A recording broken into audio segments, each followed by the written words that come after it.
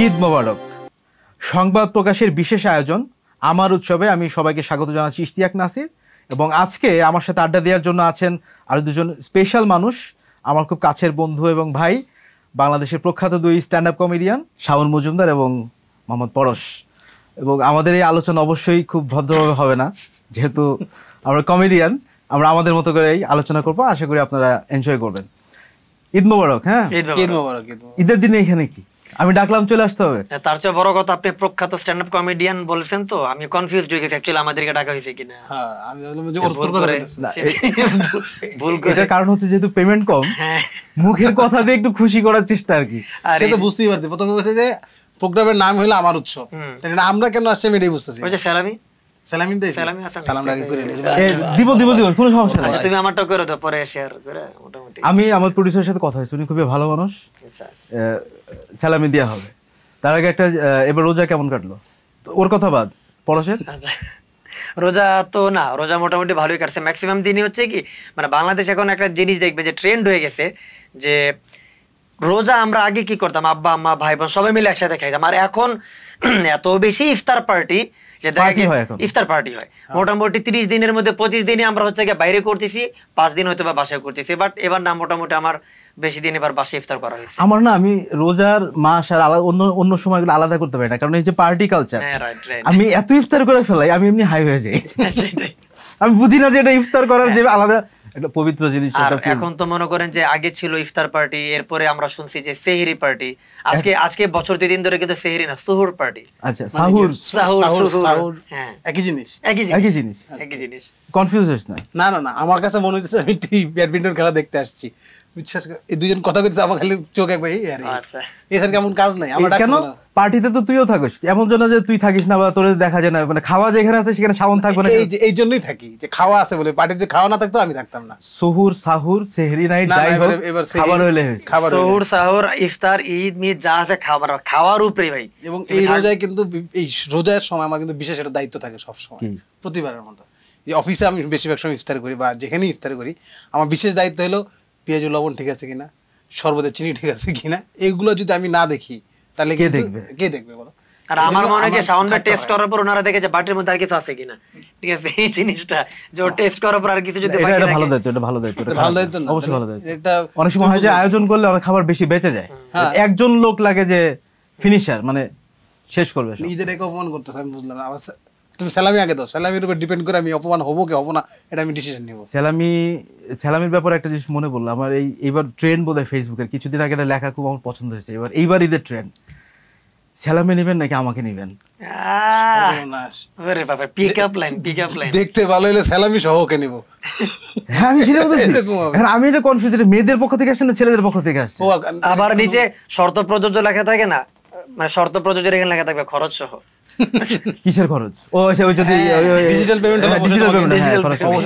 এখানে তো আবার কম্পিটিশন আছে, কোন কোন ডিজিটাল বাজারে কি খরচ কম, আমাদের বিনা ইতে শর্তে দেওয়া হয়, নাম নিলাম না। সেটাই, মানে কেউ কেউ তো আছে যে নগদে আবার পোল্টি নেয়, তাই না? আমরা তো আবার ওদের নাম নিতে পারবো না। সেটা টাকা তো এত চালাক রে ভাই। কি অবস্থা, সালামি কি এখন দিতে ভয় লাগে না? কিন্তু এখনো নিয়ে হাত পাতার এখন সালামি টেলামি মানে দেও না, আবার যাদের থেকে মানে আশা করে তাতে কায়রা নেয়। আমার সবচেয়ে বড় কথা, লাস্ট 2 বছর ধরে একটা নতুন একটা ট্রেন্ড, মানে ট্রেন্ডের কথা যেহেতু বলতেছি, লাস্ট 2 বছর ধরে একটা ট্রেন্ড শুরু হয়েছে যে ডিজিটাল ডাকাতি। মানে ওই যে ডিজিটাল যে আপনার ওয়ালেট, যেটা এখন আমাদেরকে বাংলাদেশে বেশ কিছু ডিজিটাল ওয়ালেট 10 টাকা করে সালামি দেওয়া যায়, মানে এই ডিজিটাল ডাকাতি, আমি নাম দিয়েছি ডিজিটাল ডাকাতি। আমি মানে এরকম একটা এখানে যাব, ওনাদেরকে পায়ে ধরছি, ভাই আমার অ্যাকাউন্টে ঈদের জন্য অন্তত 7 দিন বন্ধ রাখ। মানে সবাই মেসেজ পাঠায় যে হ্যাঁ আমার নাম্বার হচ্ছে এটা, মানে ডিজিটাল সালামি পাঠিয়ে দিয়ে। মানে বিরক্তিকর অবস্থা। এই যে ট্রেন্ড, মানে ট্রেন্ডের একটা জিনিস দেখবেন যে আমরা না ট্রেন্ডে কখনো গা ভাসাইতে পারি না, উল্টা আমরা স্রোতের মধ্যে ভাইসা চলে যাই। আপনি কিন্তু কারো কাছ থেকে ডিজিটাল পেমেন্টটা পাবেন। আমি বুঝলাম না, পরে যে এত হাই হাই আফসোস করতেছে, জীবনে কারো 10 টাকা পাঠাইছস? খরচ পাঠাইছি, খরচ 10 টাকা মানে খরচ। আরে আচ্ছা বলতো 1000 টাকা পাঠালে কয় টাকা খরচ এটাই জানে না। শাওন আবার অনেক সালামি দেয়। কি আমি প্রচুর সালামি দেই, আমি বয়স ভেদে দিই, আমি সবাইকে, আমার সালামি দেওয়ার স্টাইল আছে। আমি যেহেতু ডিজিটাল সালামি, তো সবাইকে আমি বলি যে 1 থেকে 100-র মধ্যে তোমার প্রিয় সংখ্যা কোনটা। আমি প্রথমে এই মেসেজটা পাঠাই, যে যত সংখ্যা পাঠায় তার তত টাকা আমি সালামি দিই। এটা ভালো আইডিয়া, ভালো আইডিয়া, এটা ভালো আইডিয়া। ভালো idea। আমি দেই বলে আমাকে কেউ যদি বলে যে আমার সংখ্যা প্রিয় সংখ্যা 3 থাকে না যে রাশিতে বিশ্বাস করে জন্ম সংখ্যা 3 3 এলাম 3 টাকা বাড়াই কিন্তু 3 টাকা যদি না টাকা যায়, পাঠানো যায় না 3 টাকা 3 টাকা যখন যায় না ওই তখন যে বাসায় এসে নিয়ে যাবে সিএনজি ভাড়া দিয়ে 300 টাকা সিএনজি ভাড়া দিয়ে 3 টাকা লয়ে জায়গা যা ওই 3 টাকা সালামি কিন্তু আমাদের 10 টাকা, ছোটবেলা 20 টাকা, ভালো 50 ছিল টাকা, যে যেটা বলে তাকে আমি ওইটা ছোটবেলা ভালো ছিল কেমনে তখন স্যালামি মানেই তো আব্বা আম্মা এর বাইরে যে কেউ স্যালামি দিবে কারো চাওয়ার তো সাহস নাই মানে কি যে চকচকা যদি 50 টাকার নোট দিতে 100 টাকা এই খুশি যে সারাদিন এই খুশিতে দিন পার এখনকার পিচ্চুগুলো মানে হেবি স্মার্ট হয়ে গেছে কিন্তু একটা দিলে চলে না মানে গুণে যে কতগুলো ওদের বান্ডিল দিতে এখন। তা আপনার তাও ভাই অনেক কপাল ভালো আপনি তো তাও অন্তত পক্ষে আব্বা আম্মার কাছ থেকে সালামি পাইতেন আমার হইছে উল্টা আমি আত্মীয় স্বজন থেকে যে সালামি গুলো পাইতাম ওগুলো আবার আব্বা আম্মা নিয়ে যেত আব্বা আম্মা না এরকম শুধু যে আম্মা। কত জমা হইছে ভাই মানে আর এর কোনো হিসাব নাই দিছে তোর খাওয়া হয়েছে না কিন্তু মধ্যবিত্ত ফ্যামিলির আম্মারা বোধহয় একটু বেশি অ্যালার্ট যখনই বাইরে থেকে টাকা পয়সা পায় না তুই খরচ করে ফেলবি দিয়ে দে খরচ করে নিচে হাত ফেরত দেয় না আর জীবনে ফেরত যে নাই আত্মীয়রা আমাদের হাতে সালামি টাকা দিয়ে যেত তারাও তো কারো না কারো বাপ মা তো তারাও তো তার ছেলে মেয়েদেরকে নেয় তারা তো এই কালচারটা জানে তাহলে শুধু শুধু আমাদের হাতে দিয়ে ছোট্ট মনে কষ্ট তোর কি দরকার ডাইরেক্ট বাপ মার হাতে দিয়ে গেলি তো মানে বললাম তো যে ভাই মাঝে মধ্যে ওই হয় না যে আপনার যাদের কাছ থেকে মানে আব্বা আম্মার কাছ থেকে যে সালামি গুলা পাইছি ওইগুলো অন্তত খালি যদি ওগুলোর 50% যদি ফেরত পেতাম ধানমন্ডি বা গুলশানে একটা মোটামুটি 1200 স্কয়ার ফিটের একটা উরি ফ্ল্যাট বাবা, নিমু খানা। সিরিয়াসলি না আপনি ওই সময় মানিটারি ভ্যালু চিন্তা করেন 90-95 সালে ওই যে সময় আমাদের মন মানসিকতা ছোট ছিল আসলে টাকা ওর দিয়ে মনে হয় এখনো ছোট ওর বাপ মা যদি ওরে বড় করতে যে খরচ এটা 50% চাইতে দিতে পারবি না না ঠিক আছে এখন আমার আব্বা মা আমার কাছে যদি খরচ চায় সত্যি করে বলতে যে আমি তোমার বন্দুক দিমু যেমন তোমার বন্দুক দিয়ে যে মোটামুটি খরচটা উঠায় আনা যাবে আর কি ভাই খরচের কথা মনে বললো ঈদের শপিং কার কেমন হয়েছে মানে হয় কি এখন আমি ঈদের শপিং করি না একদম করি না প্রচুর শপিং করলাম অন্যের জন্য আমি ঈদের শপিং সবার শেষে করি একদম শেষে মানে কারণ যদি প্রথম- টাকা বাঁচে তাহলে নিজে না চলে না যাও? ওর জন্য না কারণ আমি জানি যে সব সাইজ শেষ হওয়ার পরে লাস্টে বড়গুলোই থাকে তখন আমি কি সহজে খুঁজে পাই আর প্রথম দিকে গেলে এত ভিড়ের মধ্যে আমার নিজের জামা খুঁজতে খুব কষ্ট হয় শেষে বড়গুলোই পড়ে থাকে যে এই large size double XL triple Excel এটা একটা ভালো বুদ্ধি অথবা আরেকটা হয়ে গেছে যেগুলো লার্জ মানুষ পরে না ট্রায়াল দিতে দিতে লার্জ গুলোর এক্সট্রা লার্জ বানায় ফেলে এটা কি হয়েছে কিনা যে ছোটবেলায় থাকতাম না যে জামা কেনার পরে কাউকে দেখাইতাম না নতুন জামা নতুন জুতা হ্যাঁ জুতো পরে ঘুমাইতাম এরকম হয়েছে। হয়ে যাবে। পাশে রেখে ঘুমাইতাম জুতার গন্ধ কিন্তু খুব ভালো লাগতো আমার কাছে এখন হয়ে গেছে কি আগে তো আমরা লুকায় রাখতাম আর এখন সেলফি এটা কিনলাম এবার ও দোকানদারে সেলফি একটা কিনে ট্রায়াল দিতে যে সেলফি তুলে সবাই কেনে না কিন্তু 10টা ট্রায়াল দিবে 10 রকম সেলফি দিলে পোস্ট হয়ে গেল আগে লাইক শেয়ার হয়ে গেল আমার মনে আছে যে আমার ওই যে তখন একটা কেটস একটা খুব ফেমাস একটা কেটস জাম কেটস একটা ছিল পিছনে লাইট জ্বলতো মানে তখন তো এটা একটা ড্রিম একটা কেটস ছিল যে মানে ওই জুতাটা মানে ঈদ আসলে আব্বু আম্মুরে বলবো যে তখন ওটা কিনে দিবে আমার মনে আছে যে ওই জুতাটা আব্বু সম্ভবত 3-4 দিন আগে কিনে দিছিল আমার কোন ফুপ্পি বা চাচি আসছিল ওনারা দেখার পরে ভাই আমি ঈদে রাগে জুতাটা পরেই নেই আমার ঈদ আগে পুরনো হয়ে গেছে মানে এরকম একটা ব্যাপার ছিল আর কি জাম কেটস আরো রাইডার একটা কেটস ছিল যে ড্রাগনের ছবি চেঞ্জ হইতো মনে আছে কিনা জানি না এটা না বেলিগেটস এর কথা মনে আছে রাইডার একটা কেটস ছিল যে এখানে মানে মানে দুই পাশে আপনার ড্রাগনের ছবি থাকতো খালি চেঞ্জ হইতো আমার এসব কোনো স্মৃতি নাই আমি স্যান্ডেল পরে ঘুরে বেড়াতাম তো কেটস আমার মনে হয় তোর পায়ে জুতা আটতো না আমার সব মোটা তো না, ঠিক আছে। পা ঠিক আছে নরমাল জুতো আমার পায়ে লাগে কিন্তু আমার কেটস প্রতি কোনো ফ্যাসিনেশন ছিল না আমি স্যান্ডেল পরে ঘুরে বেড়াতাম না কিন্তু এখনকার ঈদ পালন হয় কিভাবে আমরা ছোটবেলায় আমার এই তো একটা তো পটকা ফুটায় এখনকার ঈদ তো খুব প্রচুর পটকা রাখতো মানে ছোট ছোট পটকা যে ঢিল মারা ওই এক টাকা দামের ছিল আগুন ধরানো মোমবাতির মতো টিনের পিস্তল তো থাকতেই হতো মাস্ট একটা সময় যে ওই পিস্তলের নাম হলো লাদেন বোমা আর যে লাল লাল বারুদ থাকতো ঠাস ঠাস ঠাস ওটা তো এখন তো আর সেই পটকা কালচার বোধহয় নাই না না এখন আমার ঘুমায় কাটে মানে আমার মনে হয় যে সারাদিন ঘুমাইতে পারলে বোধহয় এখন আরাম না, এখন হয়েছে কি ভাই ওই যে আপনার সিনেপ্লেক্স মুভি টুভি দেখা আমরা তখনও মুভি দেখতাম বাংলা সিনেমা আমার মনে আছে যে মানে দুপুর 3টা ধারাবাহিক 3টার সময় এক্স্যাক্টলি ছায়াছবির অনুষ্ঠান মানে মানে দেখা গেছে যে ঈদের সময় খালি আর স্পেশালি সিনেমা হলে যে না না না মানে ওই টিভিতে? টিভির কথা বলতেছি তখন মনে হয়েছে যে মানে বছরের সারা বছর হচ্ছে কি আপনার অন্যান্য নায়ক আমি কোনো নায়ক নায়িকা তাদেরকে ছোট করার জন্য বলতেছি না কিন্তু বছরের 11 মাসে তাদের সিনেমা দেখাইতো আর ওই ঈদের সময় দেখাইতো সালমান শাহর ছবি ওরে বাপরে সালমান শাহর ছবি দেখার জন্য 11.5 মাস ধরে ওয়েট করে আছি আর যখনই সালমান শাহর ছবিটা শুরু হতো কারেন্ট নাই কারেন্ট চলে যেত লোডশেডিং তো অনেক কালচার ছিল ছোটবেলা খুব কষ্টে কাটছে জুতা দেয় নাই সিনেমা সময় কারেন্ট নাই না ও তো এখন ক্যামেরার সামনে বোধহয় সত্যি কথা বলতেছে না কিন্তু না আমরা মানে কিন্তু বলতেছে হলে বাসায় গিয়ে সিনেমা তুমি দেখছি। খবর পাবা হলে আমি দেখি না খুব কম আমার ওই সময়টা হলে যে দেখা হয় সালমান শাহ ছাড়াও তো মুনমুন ছিল ময়ূরী ছিল অনেকের সিনেমা ছিল এই এই ভাই, ইউ হ্যাভ টু অ্যাডমিট এটা অস্বীকার করতে হবে না ভাই সেটা ঠিক আছে ঈদের দিন মাত্র শয়তান ছাড়া পাইছি একটু শয়তানটা রিল্যাক্স করতে দেন শয়তান একটু রিল্যাক্স করুক তারপরে আসুক এই জায়গায় শয়তান তো ঠিক একবার আছে, relax তাহলে ছিল। সেটাই না আরো মানে হয় না তোমার ঘুমাইতে ঘুমাইতে টায়ার্ড হয় যে আর একটু ঘুমাইনি এত পরিমাণে ঘুমাইছি আচ্ছা এবার একটু অন্য প্রসঙ্গে আসি সবাই তো আমরা কমেডিয়ান মানে এইবার এবার ঈদের প্রোগ্রাম বলে না, মানে কার কয়টা শো এটা জিজ্ঞেস করতেছিলাম। কমেডি সিন কি চলতেছে বাংলাদেশে, কেমন চলতেছে? ভালোই, খারাপ না। মানে ওই টিভিতে মাঝে মাঝে এটা চেহারা করা নাকি, চেহারা দেখানো যাচ্ছে। আর বাইরে কিছু? আমার তো মনে হয় যে কমেডি সিনের চেয়ে বাংলাদেশে কমেডি না টকশো বেশি হচ্ছে ভাই, কমেডিটাই হচ্ছে না। টকশোটাই কমেডি হচ্ছে, মানে কমেডি নিয়ে টকশো না, এটা ভুল হলো। আপনার কথাও রাইট। আবার দেখেন যারা কমেডিয়ান তাদেরকে আর এটাকে টক শোতে ডেকে না বলেছে আপনার কমেডি লাইফ কেমন চলতেছে, কিন্তু যদি বলে যে ভাই শোটো আছে না কেন, কোনো শো নেই, সেটা তো জানতে চাইছি কেমন কেমন কমেডি চলতেছে। না এটাই বললাম যে বাংলাদেশে আসলে কমেডি, স্ট্যান্ড আপ কমেডি এখনো মনে হয় আর একটু লং ওয়ে টু গো। না কিন্তু কিছু কিছু লোক দেখি ডিজিটাল প্ল্যাটফর্মে অনেক পপুলার। এটা ওরা তো আসলে কমেডিয়ান না, কিন্তু ডিজিটাল প্ল্যাটফর্মে যারা এখন পপুলার নানা কারণে, কন্টেন্ট ক্রিয়েটর আর কি, ওরা কন্টেন্ট ক্রিয়েটর, তো ওরা আসলে কমেডিয়ান তকমা হিসেবে নিয়ে কাজ করতেছে বিভিন্ন জায়গায়। বেসিক্যালি স্ট্যান্ড আপ কমেডিয়ান না, stand up comedian comedian, but stand up comedian তো আসলে ব্যাপারটা আলাদা। তো তাহলে এটা কেন হইতেছে, গ্যাপটা কোন জায়গায়? হয়তোবা মানুষের অ্যাকসেপ্টেন্স, মানুষ হয়তোবা মানে আমার পার্সোনাল মতামত যেটা আর কি, আমি যেটা মনে হয় যে স্ট্যান্ড আপ কমেডির যে একটা শার্প একটা ধারা থাকে, সেই শার্প হিউমারটা নেওয়ার মতো অবস্থা মনে হয় এখন আর বাংলাদেশে কারো নাই, যেটা আজকে থেকে হয়তো 10-12 বছর আগে বা 8-10 বছর আগেও ছিল, বা আশা করি সামনে তৈরি হবে।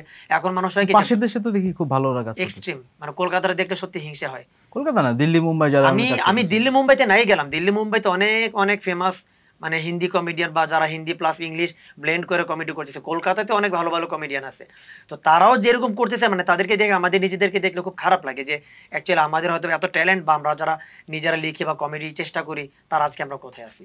সিনটা আরো শাওন্ত বোধহয় একটা ইয়ে করতেছিস ডিজিটাল প্ল্যাটফর্মে। আমি ডিজিটাল প্ল্যাটফর্মে আমার মতো করে চেষ্টা করে যেতেছি। কমেডি হাউস আমরা একসাথে পরশো আছে, তোমাকে ডেকে পাইতেছি না, তুমি তো ব্যস্ত। আমি অনলাইনে দিব না, আমি অনলাইনে আর দিবে না, সে বলছে। তাহলে আমরা অফলাইনে করে রাখি, পরে অনলাইনে না দিলাম। সেটা হ্যাঁ, কি অবস্থা, এটার কি আপডেট কি? মোটামুটি ভালোই, আমরা আগে দিছি। আগে প্রথম দিকে তো যেটাই হয় আর কি, হোঁচট খেতে হয়, পরে এখন মোটামুটি খুব ভালো রান করতেছে। কিন্তু ক্যামেরার সামনে কমেডি করে মজা না লাইভ শোতে বেশি মজা? লাইভ, আমার তো লাইভ মজা লাগে। আমি লাইভ ছাড়া অবশ্যই লাইভ, অবশ্যই লাইভ শোতে মজা। ক্যামেরার সামনে তোমাকে কেউ তো ফিডব্যাক দিতেছে না, এই যে আমরা এত কথা বলতেছি না, আমার কথায় তুমি হাততালি দিতেছ না, এর কথায় কেউ হাততালি দিতেছে, এই হাততালির সাউন্ডটা যতক্ষণ পর্যন্ত কানে না আসে, মানুষজনের চিয়ারিং হাসির ওই সাউন্ডে যে কতটা এনার্জি দেয় একটা পারফরম্যান্সকে। হাততালির সাউন্ড আসলে এনার্জি না, আমার কাছে নেশার মতো মনে হয়। আমার কাছে এটা একদম নেশা, আমার কানে না আসলে না আমি মনে পাগল হয়ে যাব। টিভি বলে মানে টিভি বলেন, রেডিও বলেন আর লাইভ বলেন, তিনটা জিনিসের মধ্যে মেইন যে পার্থক্য সেটা হচ্ছে এনার্জি। আমি লাইভে যে এনার্জিটা পাই, আপনার দেখা গেছে যে বলো যে ভাই 10 মিনিটের পারফরমেন্স, কখন যে 12, 15, 20 মিনিট হয়ে গেল নিজেও টের পাচ্ছি না, দর্শকও মজা পাচ্ছে, আমিও তাদেরকে এন্টারটেইন করছি, তো ওইটা একটা আলাদা মজা থাকে। কিন্তু টিভি বা রেডিওর ক্ষেত্রে হয় কি জানেন, 1-to-1 কমিউনিকেশন থাকে, তো মানে ম্যাস পিপলের সাথে কমিউনিকেশনটা থাকে। লাইভ শোটা তো মনে হচ্ছে রোমান্স উইথ ফোরপ্লে, মানে একদম যত টাইম দিয়ে নিতে পারো, কিন্তু এখানে রিস্ক আছে কিন্তু সাংঘাতিক। এনার্জি যেমন থাকে পজিটিভ আর নেগেটিভ এনার্জি হলে কিন্তু শেষ। হ্যাঁ, যে ভুয়া কত এরকম হয়, অনেক স্টেজ থেকে নামাই দিছে এমন কিছু আছে, এমন ঘটনা? আমার ক্ষেত্রে 2012 সালে তখনও মিরাকেলে যাই নাই, তো তখন আর কি আমার একটা ধারণা ছিল যে শুধু হয়তো বা অ্যাডাল্ট জোক বললেই মনে হয় মানুষ হাসবে, ননভেজ আমরা যেটাকে ননভেজ বলি আর কি, যে শুধু হয়তো বা ননভেজ বললে মনে মানুষ হাসবে। তো এই 2012 সালে আমার একটা খুব বাজে এক্সপিরিয়েন্স ছিল। একটা নামটা না বলি, একটা রেস্টুরেন্ট একটা প্রোগ্রাম ছিল। তো নর্মালি ওই রেস্টুরেন্টে হয় কি আপনার মানে ক্রাউডটা কি আপনার মিক্সড আপ হয়, বাচ্চারাও আসে, অ্যাডাল্টরা আসে, মানে ফ্যামিলি সব কিছুই আসে, ইভেন আমাদের মতো স্কুল কলেজ বা ইউনিভার্সিটি গোয়িং পোলাপানও আসে। তো আমার হয়তো বা ধারণা ছিল যে ওই দিন হয়তো ইউনিভার্সিটি পোলাপান আসবে, একদম তামা বানাই দিব। ইন্টারেস্টিং ব্যাপার হচ্ছে ওই দিন যে ক্রাউড ছিল তার মধ্যে 80% ছিল বাচ্চা, বাকি 15% ছিল মহিলা, 5% ছিল পুরুষ। আলটিমেটলি স্টেজে গেলাম, মানে আমি যে ওইখানে যাই লিটারেলি ভাই, আমি তখন স্টেজে আমার তখন এত বাজে অবস্থা, এরপর আমি মানে এক প্রকার একটা প্রমিস করছি যে এখন থেকে যদি আমি কোনো স্টেজ শোতে যাই অ্যাটলিস্ট 90 থেকে 95% আমি নিব ক্লিন জোক বা মোটামুটি রিলেটেবল, আর 5% হয়তো একটু মানে রেখা ঢেকে নন ভেজ বা কিছু। এইটাই হলো ডিফারেন্স, যেটা একটু আগে কথা বলতেছিলা তোমরা, আমি ইন্টারপ্ট করি নাই। সেটা হচ্ছে তুমি বলে যে কিছু তকমা লাগায় ঘুরতেছে স্ট্যান্ড আপ কমেডিয়ান, তারা এই রিসার্চটাই করে না যেটা পরশ করলো। তারা ওই এরকম ওদের ওই সেটআপটাই নিয়ে যায়, যে সেটআপটা বলে সেখানে কিন্তু অনেক ধরনের ভালগার বা এই অ্যাডাল্ট বা ননভেজ জোক থাকে, যেটা কিন্তু আমি যেটা করি, আমার সবসময় যেটা হয় যে কোনো স্টেজে উঠতে গেলে আমি একটা সেট নিয়ে উঠি যে এই সেট আমি বলবো, কিন্তু ওঠার পর যখন আমার মনে হয় যে না এই সেটটা এই ম্যাচ পিপলের জন্য না, আমার প্রায় সময় মনে হয় আমি কিন্তু ইনস্ট্যান্ট ওগুলো কাট করতে থাকি, যে না এটা বলবো না, এটা বলবো, এটা জায়গায় এটা রিপ্লেস করতে থাকি অন স্টেজ। কিন্তু এখন যারা উঠতেছে বা স্টেজ উঠতেছে তাদের কোনো ফিল্টার নাই, তাদের মুখে কথার কোনো ফিল্টার নাই, তাদের কোনো মানে জেন্ডার ডিসক্রিমিনেশন নাই, এখানে কিডস আছে নাকি কি রকম তারা যে সেট নিতেছে ওই সেটটাই তারা ডেলিভারি করতেছে। তো আমি আমার সামনে এরকম হয়েছে এবং আমি অনেক প্রোগ্রামেরও সাক্ষী যারা কিনা ওদেরকে সেট থেকে নামাই দিছে। এবং কারণ অনেক ভালো ভালো পজিশনের লোকরা সামনে বসা থাকে, তারা ওই জায়গায় নিতে পারে। তারা এমনকি আমরা যে কথা বলতেছি যতই আমরা ক্লোজ হই আমরা কি আপনাদের সম্বোধন করতেছি যেখানে এরকম, কিন্তু সেখানে স্টেজে উঠে হ্যাঁ বড় যেটা তুমি তুই এগুলো ইউজ করতে, মানে কমেডি করতে গেলে যে তোমাকে অন্যকে ছোটই করতে হবে সবসময়, তুই তুকারি তুমি বলতে হবে, এটা কিন্তু না। এই করে না একটা বাজেট ট্রেন্ড মানুষকে ছোট করে। অনেকে আছে যে এখনকার কিছু কমেডির মধ্যে দেখে ওরা ইমপ্রুভ কমেডি যেটা করে, ইম্প্রোভাইজেশন, এটা হচ্ছে মানুষের পচানোর সোজা কথা। এটা কমেডির কোনো ধারাই হতে পারে না, এটা হচ্ছে গিয়ে না পারতে করে। তো হ্যাকলিং একটা বিষয় আছে, কিন্তু হ্যাকলিংটা তো হিউমারাস হতে হবে। এক্স্যাক্টলি। আমরা ভাই যেটা হচ্ছে দেখেন, মানে আমরা যদি কানাডিয়ান মানে Indian born Canadian Russell Peters, যাকে কিনা মোটামুটি আমরা যারা স্ট্যান্ড আপ গুরু মানি সবাই মানে সোজা কথা যারা গুরু মানি আর কি, তার আপনি যখন আপনি মানে ইয়াগুলা দেখবেন আর কি, তার সলো প্রোগ্রামগুলো যখন দেখবেন, সে কিন্তু ইন্ডিয়ানদেরকে পচায় মেরা ফেলা, বাট কেউ বলতে পারবে না যে আমি অফেন্ডেড হইছি, একজনও বলতে পারবে না। এটা অরিজিনালি পচানো না, এটা একটা আর্ট। আর্ট মানে মজাটা আমি যে তারে পচাইতেছি আবার তাকে যে উঠাই দিচ্ছি, মানে ইনস্ট্যান্ট যে মজা করে। কিন্তু আমাদের এখানে হয় কি, আমি দেখছি ডিরেক্ট অফেন্ড করা হয়, ডিরেক্ট হচ্ছে। এটা কিন্তু রাসেল পিটার্সকে জিজ্ঞেস করা হয়েছিল অনেক ইন্টারভিউতে যে আপনি যে মানুষকে এভাবে সরাসরি করেন, এটা কি মানুষ ইনসাল্ট ফিল করে না? বলছে না, করে না। কেন? এই কারণটা ব্যাখ্যাটা আমার খুব সুন্দর লাগছে। এটা হচ্ছে এরকম যে আমি মন থেকে কাউকে অপমান করার জন্য এটা বলতেছি, আমি মজা করার জন্য বলি, এবং এটা যখন সে বুঝতে পারে সে মজাটা নেয়। আর এখানে যেটা হচ্ছে যে ওই যেটা বললাম যে মানে যেটা মজার জিনিস, মজা করার জন্য কোনো কিছু বলবা, লোকজন এটা সিরিয়াসলি নেবে, আর যেটা সিরিয়াসলি নেওয়া জিনিস ওগুলো মজা করে উড়াই দেয়। তবে আমাদের যে অডিয়েন্স, এটার একটা ম্যাচুরিটির ব্যাপারে আমার অবজারভেশন আছে। সেটা হচ্ছে যে আমি তো আসলে পাশের দেশেও যাওয়া, কলকাতায় প্রচুর যাওয়া হয় আমার, মানে আমি ইভেন লাইভ শো করছি কিছু। অডিয়েন্সের ম্যাচুরিটি অনেক একটা বড় ব্যাপার। বাংলাদেশে আমি যেটা দেখছি যে আমরা টিভিতে যেটা দেখি, মোবাইলে যেটা দেখি, ওটা আমার কাছে ঠিক আছে, লাইভ শোতে একই জিনিস বললে সেটা নিতে পারে না। এক্স্যাক্টলি, কোথায় হাসতে হবে আন্ডারলাইন করে দেন, মানে প্রতিটা পরশের মতো ঘটনা কিন্তু আমার ঘটছে। আমাকে কিন্তু স্টেজ থেকে নামাই দিছিল তো মিরাকেল থেকে আসার পরে। না, আমি মিরাকেল থেকে আসার আগে 2012 সালে। না, আমি আসার পরে, একদম আসার পরে তখন তো খুব গরম অবস্থা, মানে সবাই, বাংলাদেশের সবচেয়ে নামকরা এক মাল্টিন্যাশনাল কোম্পানি আমাকে নিয়ে গেছে এবং আমার এক বন্ধুকে নিয়ে গেছে বড় রিসোর্টে। আমরা গেলাম, স্টেজে উঠলাম, সেম মেন্টালিটি ইয়াং কমেডিয়ানরা যেটা ভাবে যে আমি যদি অ্যাডাল্ট জোক বলি লোকে হাসবে, এটা ট্রু, অ্যাডাল্ট জোকে হাসে সবাই। এবং তো মানে যারা নতুন আমরা কমেডি করে তাদের সবারই এই ধারণা, মেইন অস্ত্র হচ্ছে এটাই, অ্যাডাল্ট জোক, ঠিক আছে, অ্যাডাল্ট জোকটা। হ্যাঁ, এবং অ্যাডাল্ট জোকে মানুষ হাসে, এটা ট্রু। কিন্তু এটা তো বুঝতে হবে যে ক্রাউডটা। আমি দেখলাম যে আমার সামনে সব কর্পোরেট অডিয়েন্স, সবাই ইয়াং, কিন্তু ফ্যামিলি সহ আসছে, মানে তার ওয়াইফ নিয়ে আসছে। এটাও সমস্যা ছিল না, কিছু মুরব্বী ছিল। যথারীতি আমার মিরাক্কেলে বলা জোক, টেলিভিশন অন এয়ার হওয়া জোক, সেগুলো যখন বলছি পরে বলতেছে যে নিতে পারতেছে না। পরে আমাকে অর্গানাইজার বলতেছে ভাই আপনি একটু নামেন। আমার পরে যে ছিল, আমি বলি রনি ছিল, আবু হেনা রনি, ও তো সিজনের চ্যাম্পিয়ন আমার, ও ভয় পেয়ে গেছে, ভাই ভাই ভাই আমি কি করবো, ও তো ভালো গান পারে, বাঁশি বাজানো, কিছু একটা চালাই দাও। কারণ আমরা তখন সব ইয়াং, তো আমাদের মানে এইটাই চিন্তা যে নন ভেজ যত বেশি বলবো তত হাসবে। বাট পরে আমি এটা শিখছি যে আসলে ক্লিন ম্যাটেরিয়াল রাখা ভালো, এটা দক্ষতার ব্যাপার। আমার একটা এক্সপেরিয়েন্স শেয়ার করি ভাই, মোটামুটি আপনাদের সাথে আগেও শেয়ার করছি, বা শাওন ভাই বা ওরা জানে যে মানে একটা বড় একটা কর্পোরেট, আমি তাদের নামটা নাই বলি, তো ওনারা হচ্ছে আবার মানে অনেক বড় কর্পোরেট ওনারা, কিন্তু ওনারা আবার হচ্ছে 7-8 ভাই বোন, এবং 7-8 ভাই বোন 7-8টা বিজনেসে স্প্লিট হয়ে গেছে। ওনাদের হচ্ছে আপনার ফুড এন্ড মানে বিভিন্ন জিনিস আছে। তো আমাকে যেই কনসার্ন থেকে ডাকছিল উনি হচ্ছে একদম কমপ্লিটলি হুজুর, মানে বেসিক কথা হচ্ছে উনি একদম হুজুর, ধার্মিক লোক। ওনার বউ হিজাব, ওনার বউ আবার কমেডি পছন্দ করে, বাট একদম নেকআপ টেকআপ পরে হিজাব পরা। তো এখানে যে অর্গানাইজার ছিল আমাকে ডিরেক্টলি বলে দিয়েছে যে ভাই আপনি মোটামুটি 40 মিনিটের মতো থাকবেন, বাট একটা সিঙ্গেল নন ভেজও অ্যালাউড না, একটা সিঙ্গেল নন ভেজ না। এখন আমরা ভালো করে জানি যে ভাই একটা নন ভেজে যে পরিমাণ পাওয়ার, 5টা ভেজে সেম পরিমাণ পাওয়ার। 40 মিনিট টানা ভাই, এটা আমার মানে এত বেশি মানে টয়েলসাম ছিল, প্লাস লাইফের one of the best show ছিল, মানে অন্যতম একটা এক্সপিরিয়েন্স যে পুরো 40 মিনিট একটা নন ভেজ না বলে টানা। কিন্তু বাঙালি নন ভেজ তো খাইতে খুব পছন্দ করে, ইফতারের আইটেম গুলাতে তো নন ভেজই বেশি থাকে, মানে ভেজ আইটেম কম থাকলে ওটা জোর করে তেলে ভেজে নন ভেজ বানাই ফেলে। পেঁয়াজু বেগুনি এগুলো এমন ভাজা দেখে মনে হয় যে কাবাব টাইপের কিছু একটা। না সেটাই না, তোমাদের বললো না যে স্টেজ থেকে নামাই দাও, স্টেজ থেকে নামাই দাও আমার এমন কখনো হয় নাই, কিন্তু আমার স্টেজ উঠতে দেয় এমন হয়েছে। সেটা হইতে পারে স্টেজ খুব নরম ছিল, দুর্বল ছিল, শক্ত স্টেজ। সেটা যদিও মিরাক্কেলের আগে তো তুই তখন আরো মোটা ছিলি। হ্যাঁ, তখন আমি আরো মোটা ছিলাম। আচ্ছা এই মানে পারফরমেন্স মোটার কি সম্পর্ক? বডি শেপিং করতেছি না কিন্তু সরি, আবার এটা নিয়ে ইদানিং খুব চলে বিচার চাই। অনেকে আবার মজা পায়, মানে এটা কি কেউ যখন প্রথমে আমার এরকম বলে ফেলে যে আচ্ছা অনেকে চিনতে পারে না সাউন্ড কোন সাউন্ড, মোটা সাউন্ড, মানে বইলে আবার বলে না সঠিক বলে, এই যে এটাই আমি বলি ভাই সরি ভাই মোটা, আমি হ্যাঁ মোটার তো মোটাই কইছেন, অন্য কিছু তো বলার নেই। সো এটা বলার কিছু নেই, আর আমি কিছু মাইন্ডও করি না। কি জানি কইতেছিলাম, আমার না ঘুরাই স্টেজে উঠতে দেয় না, আমি বলি স্টেজে উঠতে দেয় না।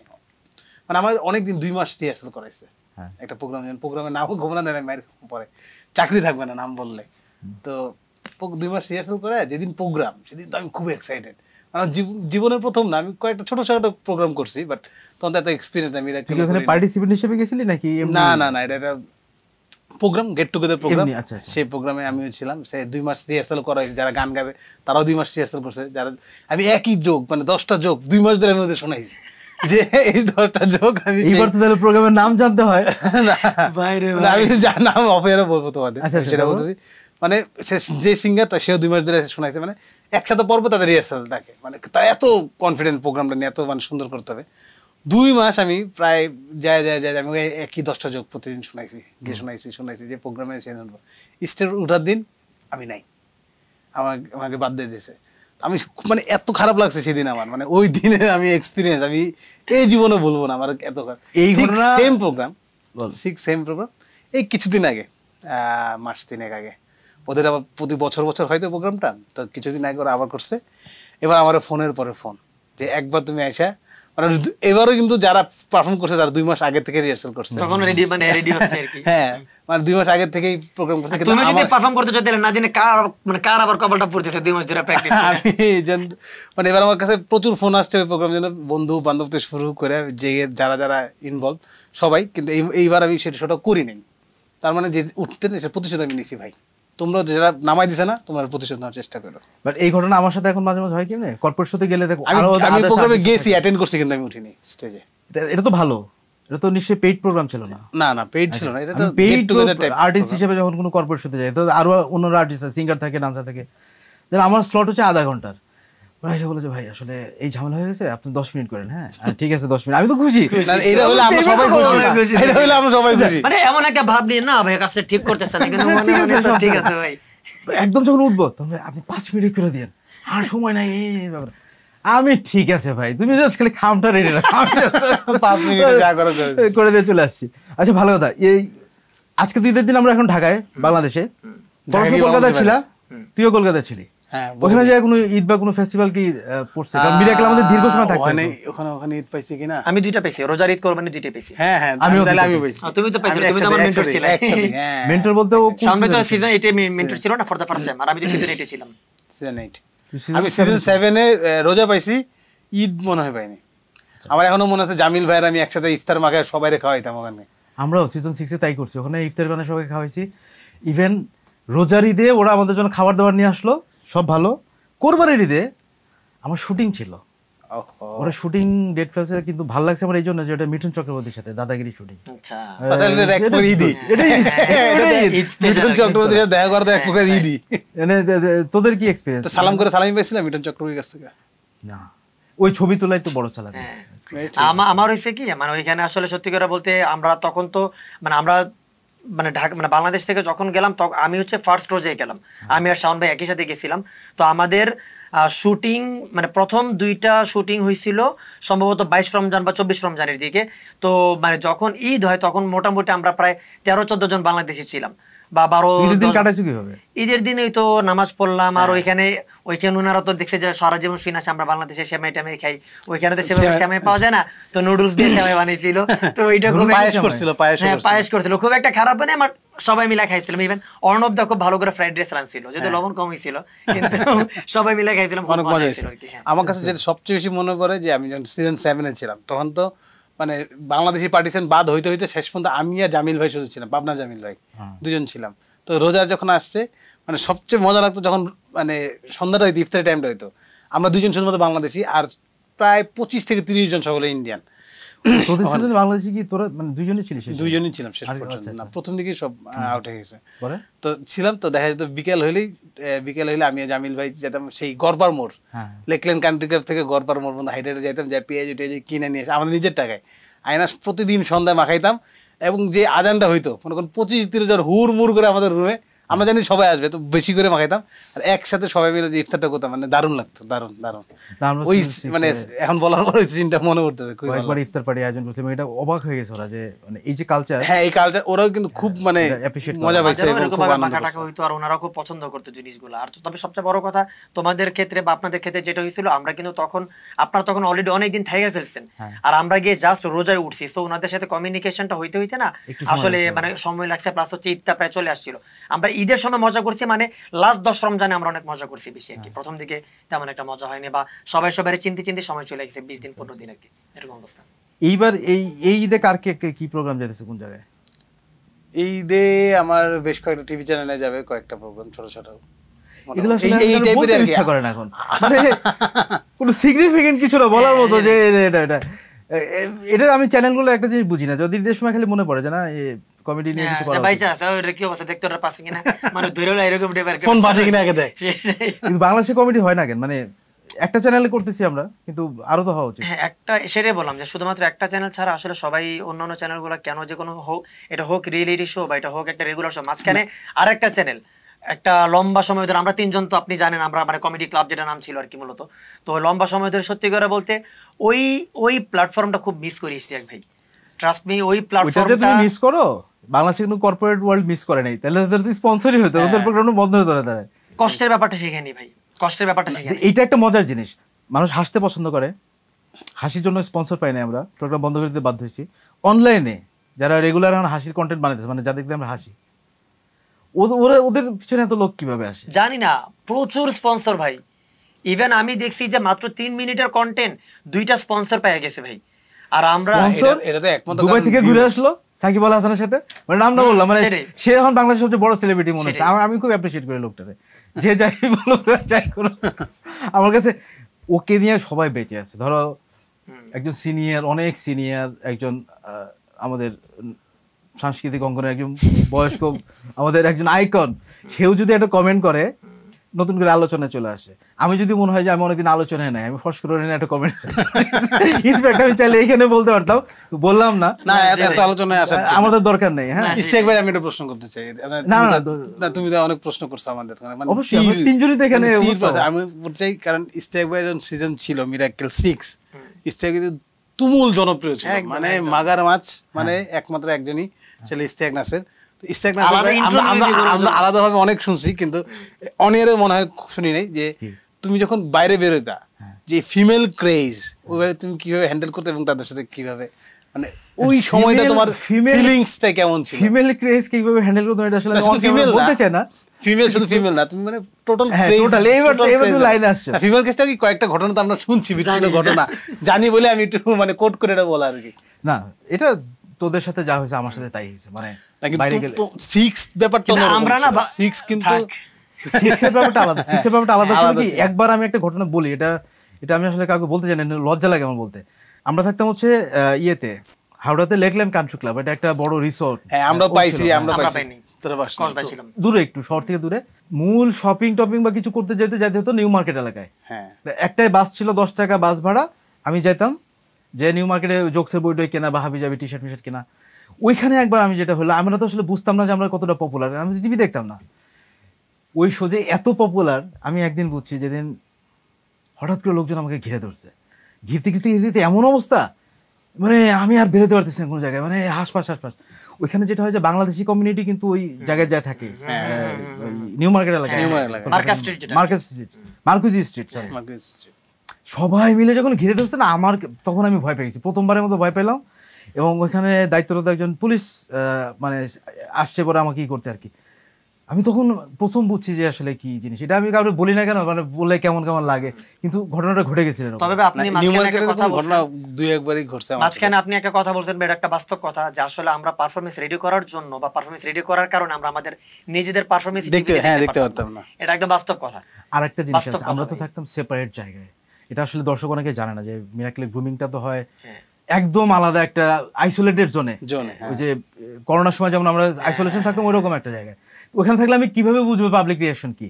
আবার আমার প্রোগ্রাম অন এয়ার হলে আমার নিজেরই দেখতে ভালো লাগে না, মনে হয় যে এত বাজে পারফর্ম করছি কিভাবে সম্ভব, ওরা এটা অ্যালাউ করলো কিভাবে? আমি নিজে পারফরমেন্সের জন্য দেখিই না কখনো। হ্যাঁ, একটা বিব্রতকর ব্যাপার আমি বলি, এখনো যে রাস্তাঘাটে গেলে আমি তো খুব ফ্যান ছিলাম মিরাকেলের সময়, এই যে দেখেন আমার ভিডিও আছে, প্লিজ আপনি বের করেন না, আমি টাকা দিব আপনাকে, দরকার হবে বের করেন না সবার সামনে। আচ্ছা, দুইজনকে আমার একটা কোয়েশ্চেন, এটা ওপেন এন্ডেড আর কি।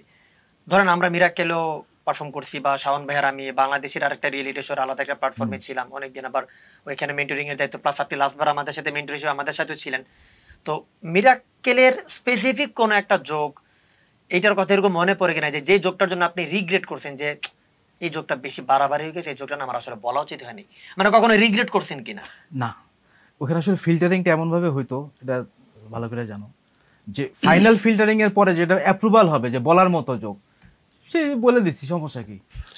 আমি করছি আমার একটা এরকম আমার একটা জোক ছিল। আমি বেসিক্যালি তো নন এপিসোড নিয়ে রিগ্রেট আছে। তুমি তো ননভেজ মাস্টার, আপনি তো ননভেজের একটা ও দুই একটা বলতো, আমার একদম ক্লিন ইমেজ ছিল যে আমি কোনো ননভেজ নেই আমার এপিসোডে। কোনো ননভেজ বলো নাই? না, তুমি নোংরা জিনিস নিয়ে বলছো। না, শাওন ভাই তো মানে আমি গ্যাস পটি বলতাম। হ্যাঁ, সোশ্যাল এটা কি এটা ননভেজ পড়ে? ননভেজ না, ননভেজ নাকি গ্যাস পটি, ওটা নোংরা আর কি, বাট আমার একটা সিম্বল করে দিয়েছে, আমারে গ্যাস পটি নিয়ে একটা বলতে হবে, ঠিক আছে? ওই ছাড়া বাকি সবগুলো জোক থাকতো হয় এই মানে স্টুপিড জোক, মানে সাটেল জোক, নাহলে অনলাইনের জোক, এরকম তো। আমি কখনোই ননভেজ কইতাম না। পরে মানে মাঝামাঝির দিকে, ফাইনালের বা সেমিফাইনালের আগে একটা এপিসোডে আমার কৃষ্ণদা না জানি শুভদীপ দা বলতেছে যে এটা তোরে বলতে হবে, একটা বলে দে, দেখ কি হয়, বলে দে। আমি তো নিয়ে আমি না দাদা, এমনি ফ্রেন্ড সার্কেলে বলি বা আড্ডায় অনেক ননভেজ বলি বা ননভেজ জোক বলি, কিন্তু অন এয়ারে আমি কখনো বলি না। আমার যে কি ঘাম ছুটে গেছে, আমি জোকটা শুই না, মানে খুব ভালো জোক, বাট তারপর আমি না দাদা, না তোর এটা বলতেই হবে, এটা বলবি তুই। এবং আমি এটা বলছি, বলার পরে তো আমার অবস্থা টাইট, আমি ওখানে স্টেজে ঘামতেছি বলার পরে। আমি পরে দাদারা রিকোয়েস্ট, দাদা এটা এডিটে কেটে দেবে, এটা রাখো না, না এটা থাকবেই, ছিলই। এরপরে টেলিকাস্ট হওয়ার পরে মানে আমার তো যখন কলকাতায় থাকতাম প্রতিদিন বাসা থেকে একটা ফোন আসতো, এপিসোড দেখার পর তো ফোন আসতোই, এটা ডেইলি, খাইছস কিনা, ঘুমাইছস কিনা। ওই এপিসোডের 10 দিন আমার সাথে কোনো ফোন আসে নাই, 10-12 দিন ফোন আসে নাই, আমিও ভয়ে ফোন করি নাই। কি একটা আমার ভাই, আমার ক্ষেত্রে হয়েছিল কি, মানে সত্যি করে বলতে জোকটা অর্ণব ভাই আর আমি মিলে বানাইছিলাম, মানে আমি তো মানে সবচেয়ে বড় মানে ম্যাক্সিমাম আমার টাইম কাটতো অর্ণব দা সঙ্গীত। কি বলা যাবে আমাদের? না, আচ্ছা, খুব মানে খুবই ডেঞ্জারাস জোক, মানে জোকটা মিলে মানে আমি আর মানে মেইন প্লটটা ছিল আমার। তুই মানে মেন্টাল একটা প্রিপারেশন, তোর ফেভারিট একটা জোক শুন। হ্যাঁ, আমার ফেভারিট জোক নাই, কোন ফেভারিট জোক? তো মেন্টালি আমি মোটামুটি জোকটার প্লটটা রেডি করলাম, এখন অর্ণবদার সাথে আমি কথাবার্তা বলছি, অর্ণবদা জোকটা কেমনি কি করা যায়। তো অর্ণবদা বললো যে ঠিক আছে এই লাইনে। অর্ণবদা যখন বলছে না, পাঁচ লাইনটা যখন বলছে আমার কান দিয়ে ধোয়া বের হয়ে গেছে। আমি বললাম যে দাদা জোকটা বলা যাবে, জোকটা বল ফাটবেই। আমি ঠিক আছে জোকটা বললাম, স্টেজে ফাটলো, কিন্তু আমি স্টেজ থেকে নামার পরে না অর্ণবদের রিকোয়েস্ট করছি, দাদা জোকটা দিও না দাদা। হ্যাঁ, অর্ণব আর বলা দুধ, তুই কি পাগল, তুই কি খ্যাপা, এই জোক যাবে টিভিতে, এই জোক অবশ্যই ইয়ে হয়ে যাবে। তখন ভিসার কাজে আমি বাংলাদেশে আসছি, আব্বু ময়ে চল একসাথে মিরাকেল দেখি, আজকে তোর এপিসোড দেখবো। টিভি ছাড়লাম, ওই জোকটা দেখাইলো, আমি শেষ। আমি চিন্তা করলাম যে আমি অর্ণব দ্বারা ফোন দিয়ে বললাম যে কাজটা করলা কি? অর্ণব বললো যে তুই যদি বলতি যে জোকটা না কাটো তাহলে আমি মানে কাটানোর ব্যবস্থা করতাম, কিন্তু তুই যদি বলছিস জোকটা কাইটা দাও, আমি এই জন্য জোকটা রাখেছি। না, তোদের তো একটা দুটো জোক না, আমার হচ্ছে কি টোটাল ওভারঅল মিরাকেল এক্সপেরিয়েন্সের পরে আমার বাবার একটা অ্যাসেসমেন্ট ছিল, আমার ছেলে ইন্ডিয়া যে নষ্ট হয়ে গেছে, ভালো ছেলে নষ্ট হয়ে গেছে। না, ব্যাপারটা ছেলে আগেই নষ্ট হচ্ছে, ইন্ডিয়া যাওয়ার পর আঙ্কেল জানতে পারছে, সেটাই এটাই আর কি।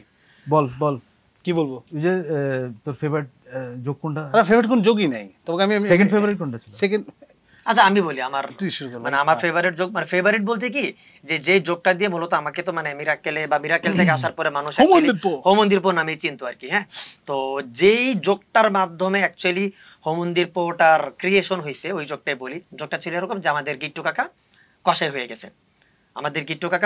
গেছে, তো তার অ্যাসিস্ট্যান্ট হিসেবে কাজ করার জন্য একটা ছেলে আসছে। তো গিট্টু কাকা ওই ছেলেটার বলতেছে, আব্বা ওই হোমন্দিরপোকে তুই চিনোস, তুই কোনটা কুত্তা আর কোনটা ছাগল, না ওস্তাদ, সাব্বাস, কালকে থেকে কামে লেগে যা। ও আচ্ছা, তাহলে বাংলাদেশে কাজ করতেছে সম্ভবত উনি বিভিন্ন রেস্টুরেন্টে খাবার সাপ্লাই দিচ্ছে আর কি, যে কোনটা কুত্তার কোনটা ছাগল মানে পার্থক্য। তাহলে এই প্রোগ্রামের মাধ্যমে আমরা জানতে পারলাম যে আসলে এই কাজটা কে করছে। গিট্টু চাচা নাম পাইছি ভাই, খুঁজে বের করে থেকে নিয়ে বাস্তব জীবন থেকে নিয়ে একদম উনি সাপ্লাই দেয় সব। তো এই জোকটার ভাই মানে যেহেতু জোকটা বললাম, জোকটার আসলে একটা ব্যাকগ্রাউন্ডটা বলি যে শাওন ভাই তো তখন আমার মেন্টর ছিল। তো আমি তো মানে মোটামুটি আপনারা জানেন অ্যাকচুয়ালি বাংলাদেশ থেকে মানে যাওয়ার কথা ছিল 12 জন, আমাকে আনলাকি 13 হিসেবে ওয়েটিং থেকে নেয় যে ঠিক আছে যাও বাবা, দেখি কি নাকি করতে পারো। ওইখানে যে প্রথম 5 দিন 6 দিন আমার অবস্থা খুবই খারাপ ছিল। আমি খালি শাওন ভাইয়ের জিজ্ঞাসা করতাম, ভাই আমার কি অবস্থা? তুই বাদ, তোর যে অবস্থা তুই যেমনি করতেছ তোর জোক টিকতেছে।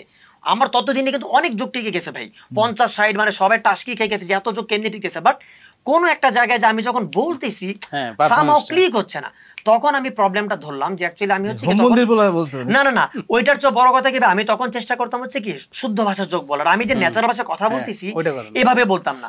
ও কলকাতা হয়ে গেছিল, কলকাতার একটা হওয়ার চেষ্টা করতেছিলাম, ওই জিনিসটা আমাকে ধরে ফেলছিল নুসরাত ফারিয়ার মতো। তো হয়েছে কি, তো আমি আমার ফ্রেন্ডের সাথে কথা বলতেছি, ঢাকায় একটা ফ্রেন্ড ছিল, তো ও বলতেছে দোস্ত কি অবস্থা মুক্ত। আমি বললাম যে দোস্ত আমার অবস্থা ভালো না, আমার মানে বাংলাদেশে চলে আসতে হবে। কেন কি হয়েছে? আমি বললাম যে দোস্ত আসলে আমাকে মনে এলিমিনেট করে দিবে, জোক টিকতেছে বাট আমার পারফরমেন্স হচ্ছে না। ও বলছিল যার হোমন্দির কোনো টেনশন নিস না, সব ঠিক হয়ে যাবে। কথাটা কানে লাগলো, কি রে জি? আমি মামা কি কইলি? তো বললাম যে সবকিছু ঠিক হয়ে যাবে না, সবকিছু ঠিক হয়ে যাওয়ার আগে কি বলছিস? হোমন্দীপ। আমি এটা মানেটা কি? কারে বেটা তোরা শালার পোকস না? ওইটাই তো বললাম, ওইটাই আমরা হোমন্দির পোক মানে পুরান ঢাকায়। আমি বললাম যে ওকে তাহলে লেটস ট্রাই দিস। পরের দিন বিকেলবেলা আমাদের তো আবার মানে প্রত্যেকদিন বিকেলবেলা একটা প্র্যাকটিস সেশন হইতো। যখনই আমি পুরান নিজেকে ভাঙলাম, শুদ্ধ ভাষা থেকে ন্যাচারাল ভাষায় আমার নিজের ন্যাচারাল ভাষায় আসলাম, আর এই কষাইয়ের যোগের আগে হোমন্দির পো লাগাই দিলাম, ব্যাং। এরপর আলহামদুলিল্লাহ যেখানে আমার ধরেন মিরাক্কেলে পারফর্ম করারই কথা সুযোগ ছিল না বা ওয়েটিং এ ছিলাম, সেখানে সিজন 8 এর ফার্স্ট রানার আপ প্লাস হচ্ছে সিজন 8 এর প্রথম পারফর্মার ছিলাম। পাওয়ার অফ হোমন্দির পো। তুমি হোমন্দি শব্দটার অর্থ জানো নাকি? সম্বন্ধী।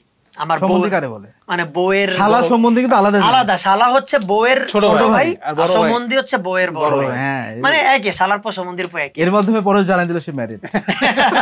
আমি তো মিডিয়াতে ফাঁস করে দিলাম। না না ঠিক আছে, আমি তো আর চ্যাম্পিয়ন না, আমি জানাই দিই পারি। জোক না, এটা সিরিয়াস। এটা এটা আরো অনেকেই করছে আমাদের। দেখ না বলি বিজনেস নষ্ট না করি। বিজনেস নষ্ট হওয়ার কি আছে? আচ্ছা কে জানি গোপন রাখলো, অনেকদিন পরে ফাঁস হলো। পাভেল না, আরে আমাদের নায়িকাদের মধ্যে। ও আচ্ছা, ও যাই হোক, আমাদের শীর্ষ নায়ক যিনি। হ্যাঁ সেটাই তো। তারপর 2 কেস, উনি করতে বলে তো মানে উনি পরীক্ষা বসছে, আবার সেটা জানি না ফল বের হয়ে গেছে এরকম ব্যাপারটা। হ্যাঁ সেটাই।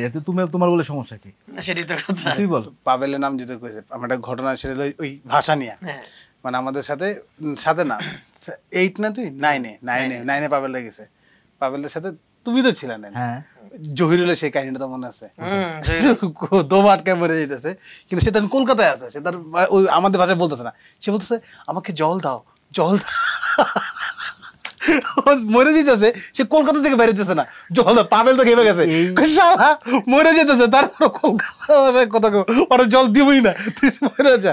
এই কলকাতার অ্যাডাপশন সবচেয়ে ভালো করছে বলতে আমাদের নায়িকা নুসরাত ফারিয়া। হ্যাঁ সে পুরো কলকাতা হয়ে গেছে। এইটা আমি জানতে পারছি আরেক নায়িকা যখন ওকে করলো, যে মানে মক করছিল অপবিশ্বাস, অদ্ভুত রকম সুন্দর মিমিক্রি করছে। বাংলাদেশে মিমিক্রি হয় না, মিমিক্রি না। তবে বাংলাদেশে আপনার মিমিক্রি বলতে ওই ঘুরা ফিরে কয়েকজন নায়ক আমাদের। কার মিমিক্রি করবো? আমাদের নায়ক মান্নার মিমিক্রি কয়েকজন করছে। সেটাই বললাম যে প্রয়াত নায়ক মান্না ভাই একজন। আমার মনে আছে আমাদের এক ভাই ব্রাদার, মানে নায়ক মান্না ভাই মারা যাওয়ার পর এখন আমাদের বাংলাদেশে হয় কি, যে কেউ যখন একজন মারা যায়, দেখবেন যে কোন একটা ইউনিভার্সিটির সবচেয়ে বখাটে ছেলে মারা গেল, পত্রিকায় হেডলাইন হয় মেধাবী ছাত্রের মৃত্যু। এখন বাংলাদেশে হয়ে গেছে কি, যে কেউ যখন মারা যায় আপনি তার ভালো মন্দ খারাপ আপনি মানে তাকে কোনো নিয়ে মানে তারা নিয়ে কোনো প্রকার ফান করতে পারবেন। ইভেন আমার খুব পছন্দের গায়ক আয়ুব বাচ্চু, ওনাকে নিয়ে আমার একটা টোটাল সেট ছিল স্ট্যান্ড আপ কমেডির। আমি আয়ুব বাচ্চু ভাই যেদিন মারা গেল, এরপর থেকে আমি ভয়ে ওই সেটে ট্রাই করি না কোথাও, মানুষের মায়ের করার একটা চান্স আছে। সো মিমিক্রির প্রসঙ্গে যে যতদিন বেঁচে ছিল ততদিন কি বলতে পারছিল, আরো বেশি মাইন্ড করে না ততদিন মোটামুটি অনেক স্টেজ শোতে আমি স্টেজ শোতে বলতে পারছি। এটা কিন্তু আমার কাছে একটা মানে পার্সোনাল এক্সপেরিয়েন্স, যে ওনাকে একটা ইউনিভার্সিটি মুক্ত মিরাক্কেলে এটা আমি দেখছি সামনে গেস্ট বসা, উনাকে নিয়ে অনেকবার আরে বাপ এটা খুব ইজিলি নেয়।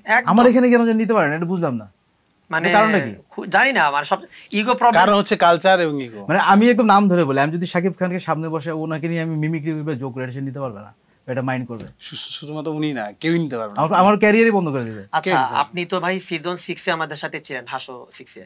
হাসো সিজন 5 এ কোন একজন এরকম একটা ইনসিডেন্ট হয়েছিল যে সিজন 5 এ না 6 এ যে লাইট বন্ধ করে দিল যে না এই জোকটা বলা যাবে না আমাকে নিয়ে, মানে সিজন 5 এ আর 6 এ মনে আছে তো? 5 এ না 4 এ মেবি, 5 এ মেবি, মানে লিটারালি ওনাকে নিয়ে আমরা তো মজা টজা করি, ওনাকে নিয়ে এরকম একটা জোক বলা হয়েছিল, উনি খুব এত বেশি অফেন্ডেড হইছে, উনি বলছে যে না হবে না, এটা এটা এটা বাদ দিতে হবে। আরে যা তা অবস্থা ভাই। না আমি যেই জোকটা বলে মিরাকেল সিলেক্ট হইছে এটা তোমার শোনাচ্ছি, তুই জানিস কোনটা বলে? অডিশনের জোক বলবি তুই? অডিশনের জোক, হ্যাঁ নিজের বানানো বাবা, অডিশনের জোক বল তুমি, বল বল। এটা ডিমোরালাইজ করে দিল, মনে হচ্ছে আমি স্টেজে উইটা প্রথম জোকই ফ্লপ খাইছি, এরকম আমার ফিল তালি হইছে। ভরে তো অডিশনের জোক কেন বলবি? এত বছর পর তুই এখন ভালো জোক এটা বলবি না তুই? অডিশনের জোক খারাপ ছিল তোমার কে বলছে? অডিশনে খারাপ বলে তো সিলেক্ট হতি না, বল। হ্যাঁ সেটাই তো, মানে এটা নস্টালজিক কাজ করে না, যেটা বলে পারছি যে ডাক্তারের চেম্বারে একটা রোগী আসছে, তার সমস্যা, তো ডাক্তার হলো হাতুড়ি ডাক্তার, তেমন কিছু জানে না, তো আসছে, সে তাড়াহুড়ার মধ্যে ইনজেকশন দিছে, বলছে আপনি ঠিক হয়ে যাবেন, আধা ঘন্টার ভিতরে ঠিক হয়ে যাবেন, চলে যান।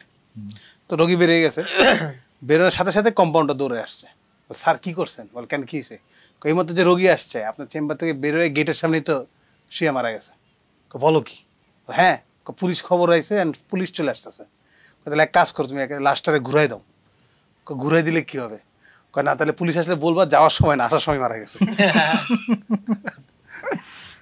না লাস্ট প্রসঙ্গে নয় কি জানেন, মানে মারতে মন চায় না আমার এটা শোনার পরে।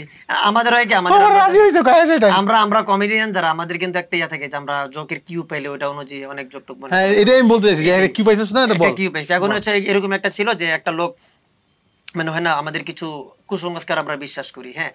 তো একবার একটা ধরেন যে আমাদের আবু হেনারনি ফর এক্সাম্পল, আল্লাহ মাফ করুক, হ্যাঁ, যে আবু হেনারনি মারা গেছে, ঠিক আছে, নট বললাম আর কি আমি for the sake of the joke, হ্যাঁ, আবু হেনারনি যদি কিছু হয় ক্যামেরা কিন্তু রেকর্ড থাকলো, হ্যাঁ সব ক্যামেরা রেকর্ড হ্যাঁ। থাকলো। তো মানে জিনিসটা হচ্ছে এরকম যে আবু হেনারনি মারা গেছে, আবু হেনারনি মারা গেছে, তো তার লাশ হচ্ছে অ্যাম্বুলেন্সে করে আসতেছে আর কি।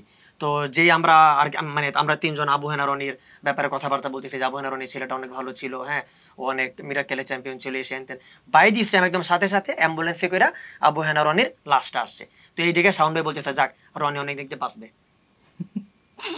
আরেকবার বলবো না, আর দরকার নেই, ফাম্বল করছে কি না ফাম্বল হয় নাই, কিন্তু এটা কঠিনই জোক হয়ে গেছে, মানে ডার্ক, মানে ডার্কের চূড়ান্ত লেভেলে। প্রথমত রনিরে মারলো, আমার চোখে ভাসতেছে, আমি সরাইতে পারতেছি না যে অনেকদিন বাঁচে থাকবে রনি মোটামুটি।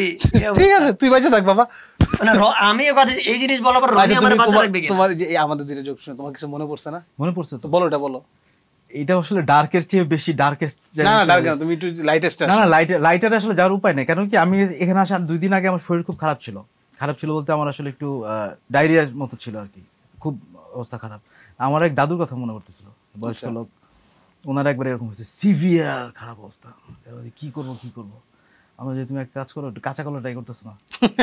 কে বলছে করতেছি না, 2 দিন ধরে করতেছি, কিন্তু বাইরে করলে আবার শুরু হয়ে যাচ্ছে,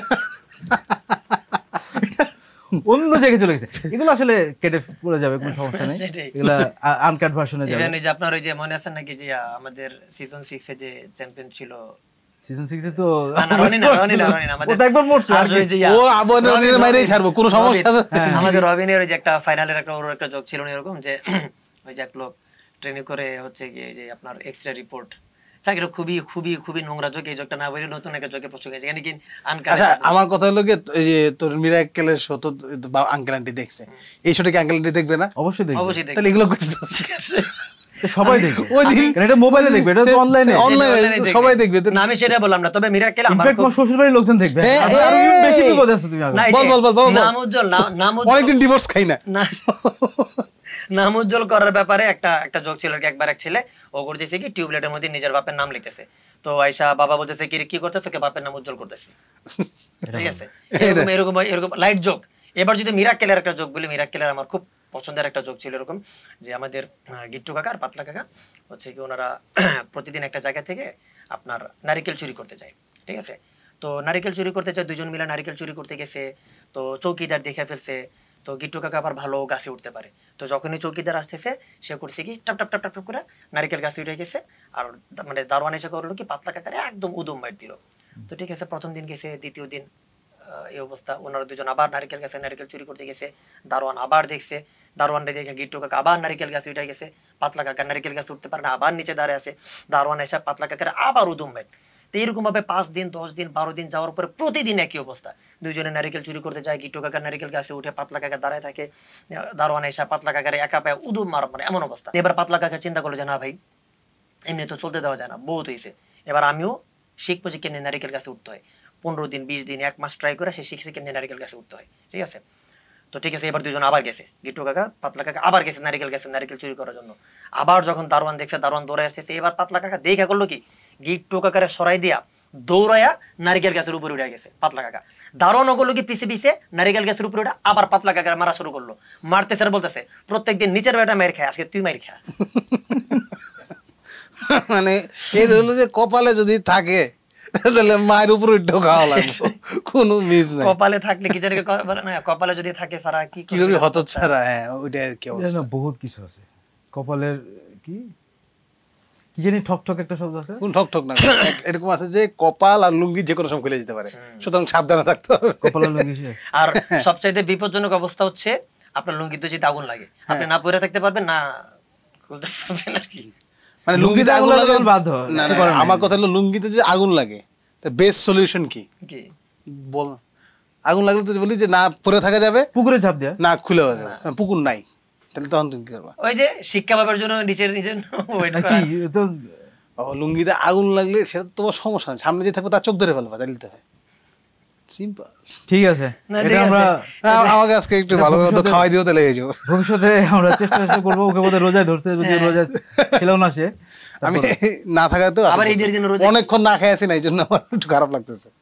আমিও মাঝে মাঝে এমন হয়, আমি আসলে ব্যাচেলর মানুষ তো, ব্যাচেলর ফ্ল্যাটে থাকলে যেটা খাবার নাই বাধ্য হয়ে মানে ভাবি যে এমনি সারাদিন না খেয়ে থাকবো, তাহলে রোজার জন্য আমি না খেয়ে থাকি যদি সব খাওয়ানো যায়। আচ্ছা নরমালি তো মানুষ বলে ব্যাচেলররা ডিম আনে ডিম খায়, দিন আনে দিন খায় না, ডিম আনে ডিম খায়। আপনারা ব্যাচেলররা রোজার মাসে কি? আমার একটু আলাদা জিনিস। আমার কি হয়েছে, কিছুদিন আগে আমি বন্ধু দেখলাম যে ফেসবুকে স্ট্যাটাস, সে আবার রিসেন্টলি বিয়ে করছে, যে প্রথম ম্যারেজ অ্যানিভার্সারি, কিভাবে যে একটা বছর কেটে গেল বুঝতেই পারলাম না, এভাবে তোমার সাথে 1000 বছর কাটাতে চাই। দেখে আমার খুব সন্দেহ লাগছে, আমার কোনো ম্যারিড বন্ধুতে এত হ্যাপি না, ও এত হ্যাপি কারণটা কি? আমাকে মেসেজ পাঠিয়েছি, কিরা দোস্ত কি খবর, আসলে কি তুই এত ভালো অবস্থা? বলে আরে বলিস না, ফেসবুকে স্ট্যাটাস দিতে হয়ে দিছি, আসলে তো আমি দিন আনি দিন খাই। তোর কি অবস্থা? আমি তখন বিয়ে করি নাই, আমি দিনে আনি রাতে খাই। আমি যখন আনি তখন খাই, আমার কোনো চলে, দিনে এনে দিনে খেতে কোনো কথা নেই। এখন যাই হোক, ব্যাচেলর লাইফ তো ব্যাচেলর লাইফ। তো বিয়ে করে না, বউ নিয়ে কোনো কথা বলতে পারতেছি না। না সেটাই বললাম যে বিয়ে করেন তো এজন্য আমার ব্যাচেলর লাইফ নিয়ে আস্তে একটা সেট আছে, কি কস 15 মিনিটের সেট। এবার বিবাহিত লাইফ নিয়ে একটা সেট বানান। আমাদের তো বিবাহিত লাইফ নিয়ে আছে, হ্যাঁ ইনশাআল্লাহ। আমাদের ফুল সেট আছে, বাচ্চা সহ। সেটা বাচ্চা সহ আছে। এবার ফ্যামিলি সেট আছে আমার। ঈদের পরে হবে। তোদের ঈদ কি মানে বউ নিয়ে কাটে না বউ ছাড়া? কেমনে কাটবো? তুমি দাওয়াত দিছো, এখানে চলে আসছি, এখান থেকে ছাড়লে পরে আমরা বউ নিয়ে বেরোবো। বিয়ে তো করো নাই, তুই তো বুঝবো না। তুই তো ভাই, তুই তো আমার কষ্টটা অন্তত বুঝবি। সেটা হচ্ছে গিয়ে, যদি তোমার কারোর সাথে ঝগড়া হয়, আমি টিপস দিয়ে দিই। ব্যাচেলার মানুষ, তার মধ্যে তোমার মাথা অনেক গরম, তোমার দেখলেই বোঝা যায় তোমার মাথা অল টাইম হট থাকে। এই জন্য তোমার জন্য এই জন্য তোমার জন্য টিপস থাকবে যে যদি কখনো কারোর সাথে ঝগড়া লাগে, সবসময় রেগে যাবা না। রেগে গেলে কিন্তু মানুষজন উল্টাপাল্টা কথা বলে। যেটা করবো, প্রথমে টাইম নিবা। যদি তোমার থেকে ছোটো কারোর উপর তোমার রাগ হয়, মনে মনে 1 থেকে 10 গুনবা। 10 গুণা পর দেখবো তোমার রাগটা আস্তে আস্তে কমতে থাকবে। তারপর তুমি তার সাথে ভালোভাবে কথা বলবা। যদি তোমার থেকে বড় কারোর সাথে তোমার রাগ হয়, মনে মনে 20 থেকে 25 পর্যন্ত গুনবা। দেখো গুনলে কী হবে, রাগটা আস্তে আস্তে কমতে থাকবে। তারপর তুমি তার সাথে সুন্দরভাবে কথা বলতে পারবা। যদি সেম এজ হয়, রাগটা কিন্তু বেশি হয় সেম এজে মানুষের সাথে। তখন তুমি 40 পর্যন্ত গুনবা। 40 পর্যন্ত গোনা পদে তার উপর তোমার রাগটা কমতে থাকবে। তারপর তুমি তার সাথে কথা বলতে পারবা। আর যদি কোনো কারণে তোমার বিয়ের পর তোমার বউয়ের সাথে ঝগড়া হয়, তাহলে গুনতে থাকবা। রাগ কমুক বা না কমুক, তুমি গুনতে থাকো যতক্ষণ পর্যন্ত বউয়ের রাগ কমে। এত ফিলোসফিক্যাল ভাই বাইরের এক্সপ্রেশন যোগটা শুনলো,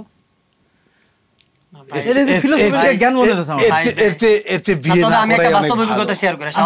শাওন ভাইয়ের একটা বাস্তব অভিজ্ঞতা শেয়ার করে। শাওন ভাইয়ের ওয়েট মোটামুটি আমরা কম বেশি সবাই জানি, প্রায় কি 110 কমছে আমার, এর বেশি হবে না আর কি, মানে এর কম হবে না, 110 বেশি। তো শাওন ভাইয়ের বাসা তো আমরা জানি হচ্ছে কোথায়, যে তোমার মণিপুরি পাড়া। তো শাওন ভাই মণিপুরি পাড়া থেকে হচ্ছে ইয়াতে যাবে, শেওড়াপাড়াতে যাবে।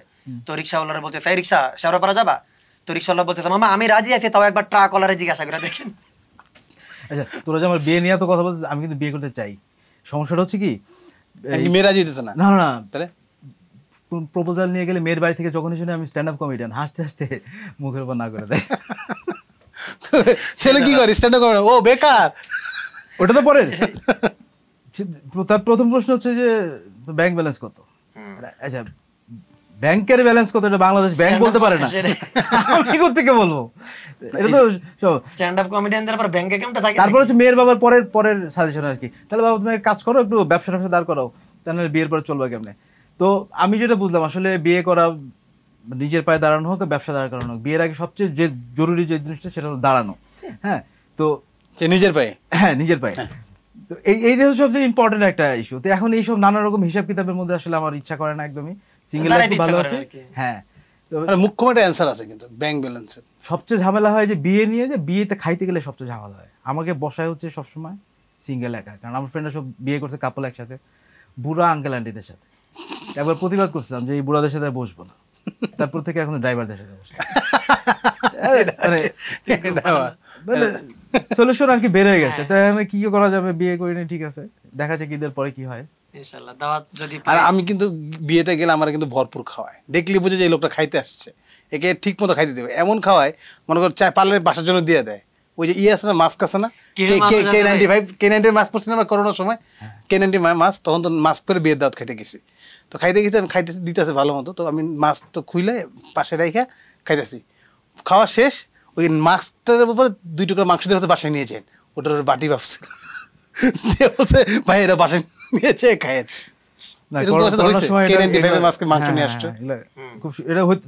তোর জন্য এটা খুবই স্বাভাবিক হইতেই পারে, এটা আমাদের তো খাইতেই দেয় না, মানে বেশি চাইলে বলে আপনি কি বরপক্ষ না করে পক্ষ, নিরপেক্ষ, আমি কর্তৃপক্ষ, এগুলো কবা। একবার এমন হয়েছে যে চুরি করে খেতে গেছিলাম এক বিয়েতে, চুরি করে খেতে যাওয়া দরকার কি বাসায় নিয়ে, যদিও খুবই মানে শাওন ভাই প্যাটার্নের একটা যোগ আর কি, যেহেতু করোনার প্রসঙ্গ আমার এই পাশে বসে না না দরকার নেই, শাওন ভাইয়ের প্যাটার্নের যোগ আর কি, যে এটা তাও যে করোনার সময় যোগটা নোংরা তো না, না না নোংরা না, আমার প্যাটার্ন নোংরা কবে থেকে হইলো, ওই যে গ্যাস পটি যোগ, হ্যাঁ দেখছা গ্যাস পটির যোগ, এই যে করোনার সময় তখন খুব মানুষজন চিল্লাচিল্লি করতেছে যে মাস্ক পরেন ভাই, তারপর হচ্ছে হাত ধোন ভালো করে, বা হচ্ছে সোশ্যাল ডিস্টেন্সিং মেইনটেইন করেন।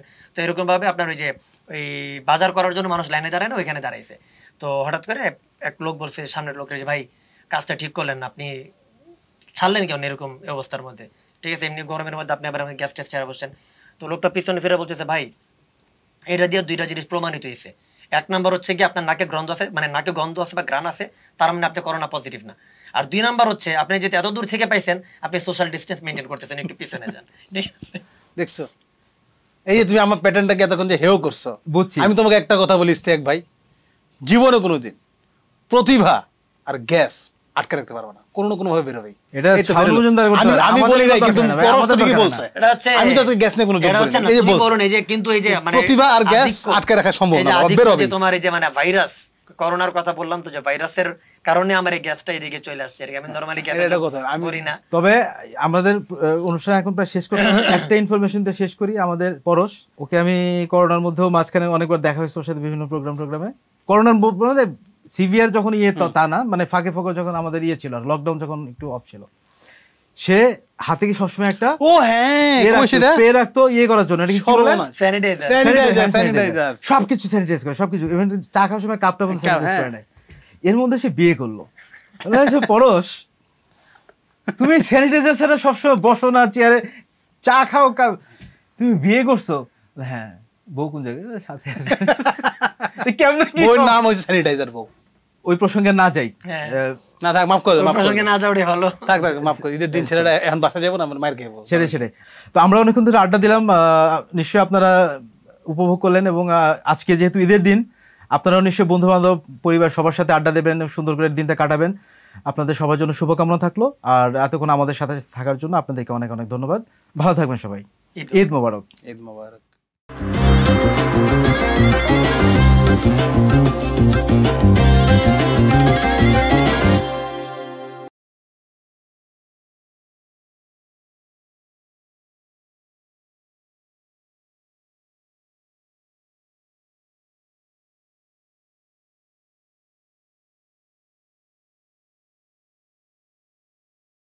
সংবাদ, ফিচার ও অনুষ্ঠানের জন্য ভিজিট করুন সংবাদ প্রকাশের ওয়েবসাইট এবং যুক্ত থাকুন ফেসবুক পেজ ও ইউটিউব চ্যানেলের সঙ্গে।